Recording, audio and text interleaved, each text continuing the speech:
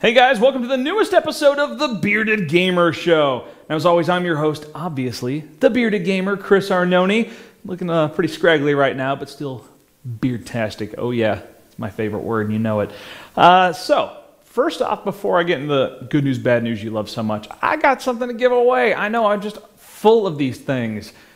Don't go there. Don't make that joke. Anyway, I have 2 beta keys for Smite. Now, if you're not familiar with Smite, it is a MOBA like, Dota 2, League of Legends, except instead of being that top-down isometric look, it's more of a third-person style MOBA. So it's kind of cool. Been getting a lot of good criticism from the critics. It's still in beta, but I've got 2 beta keys that I'm going to give away. What do you got to do? Subscribe to my channel first off, obviously, and throw down a comment. Good, bad, ugly. Talk about how awesome my beard is. I always eat that stuff up, but it won't help your chances. Won't hurt your chances, but it's totally random. But get me to 4,000 subscribers, comment, and you could win one of 2 Smite beta keys. Now, I got one more thing to talk about. Now, 2 episodes ago, had a good time. It was a good show. We were talking about, Japanese games and how maybe there's a double standard. And you all people were fantastic. The people on YouTube, you obviously think I'm incredibly brilliant, which, keen eye. But moving on. This also got up on N4G and the venom that was thrown at me. I'm on the internet. I've got a thick skin. I have to sort of laugh it all off. But I want to make a couple things very, very clear. Very serious here for a moment, but I'm never going to get on this again. No one buys my opinion. This is my show. It's my opinion. I don't stir the pot just to stir the pot. If I've got a controversial opinion, it's because it is truly and absolutely my opinion. I've thought about it a lot. I've done some research. I've tried to think about all sides of the situation, and I've still come to that conclusion.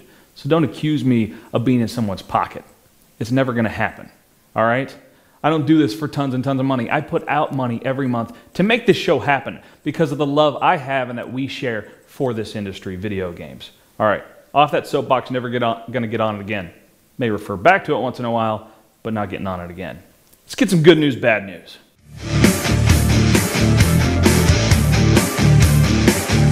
So first off, some good news. If you're one of those really weird gamers who had not bought a Kinect yet, well, your patience is paying off. Microsoft has officially dropped the price from the $150 point to $110, which basically just tells us that they really reached their saturation point with the $150 or $149.99 price point, and now it's time to drop it. I'm sure, of course, that's also going to help kickstart things for the holiday buying season, which is going to be starting fairly shortly. So, if you've been waiting to get a Kinect, well, guess what? They just knocked $40 off permanently. Good stuff. Some bad news. Now, this is really bad, sad news. Studio Liverpool, which has been a part of Sony since the very beginning of the PlayStation days and beyond, has officially closed its doors. Now, this studio has been around since 1984. It's hard to think of any studios that have been around this long in the video gaming industry. I mean, we're talking way early. I mean, not quite Atari days, but definitely the NES days. They were around and developing games.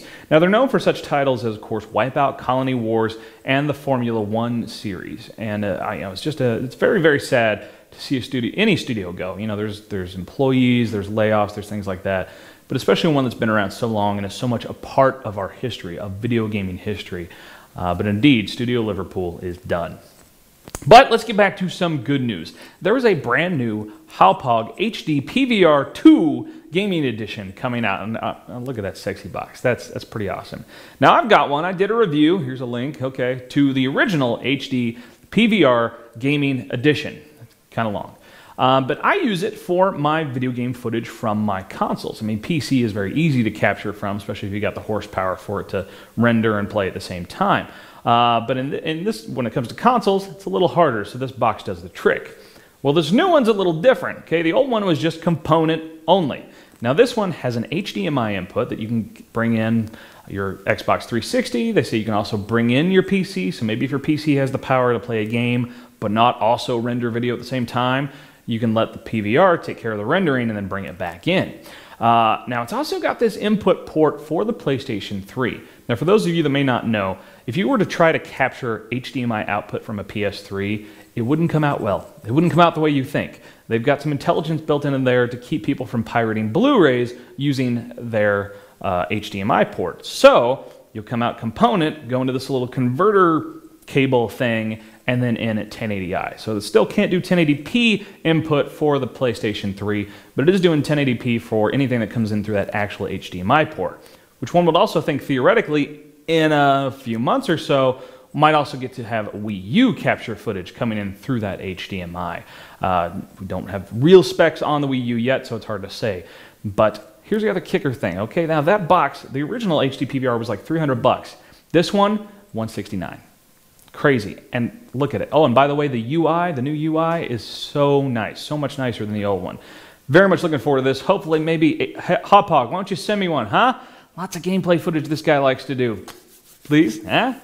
Maybe some extra ones to give away. Come on, throw it down in the comments. Let them know how much you might want one of those. Maybe that'll help our chances.